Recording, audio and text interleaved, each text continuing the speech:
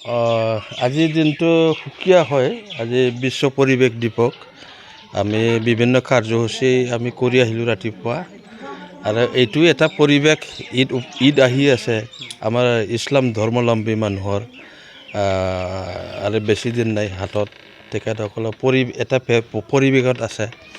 মানে পৰিৱেশ বুলি ক'লে গৰীব মানুহৰ পৰিৱেশ বেলেগ, ধনী মানুহৰ পৰিৱেশ বেলেগ।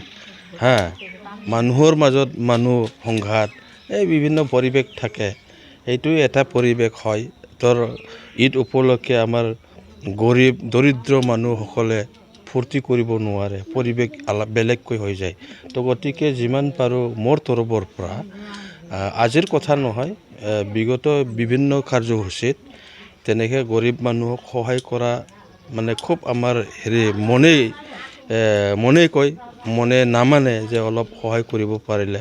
অকল ইছলাম ধৰ্মাৱলম্বী নহয়, হিন্দু সমাজ হওক বা বেলেগ সমাজে হওক, যাতে পৰিৱেশটো ভালে থাকে।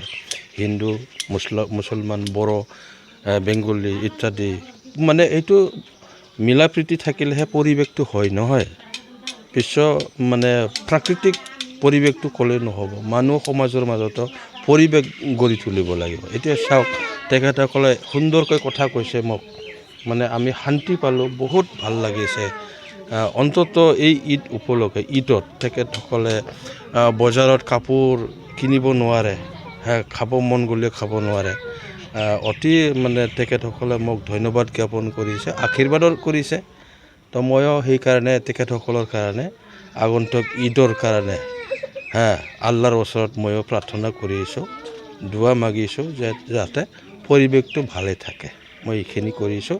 মই ইয়াতে আমি 50টামান দিলোঁ পৰিয়ালক, 50টা পৰিয়ালক। আকৌ দি থাকিম, আকৌ যিমান পাৰে আমি দি যাম। সেইটো হয় পৰিৱেশ।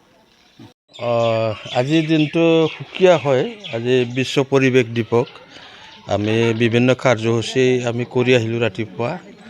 আৰু এইটো এটা পৰিৱেশ ঈদ আহি আছে আমাৰ ইছলাম ধৰ্মাৱলম্বী মানুহৰ।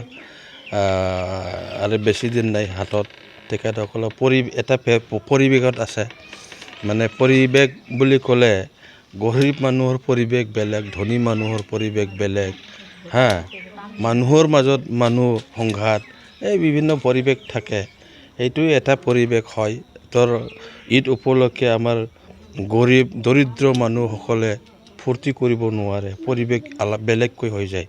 গতিকে যিমান পাৰোঁ মোৰ তৰফৰ পৰা, আজিৰ কথা নহয়, বিগত বিভিন্ন কাৰ্যসূচীত তেনেকৈ গৰীব মানুহক সহায় কৰা মানে খুব আমাৰ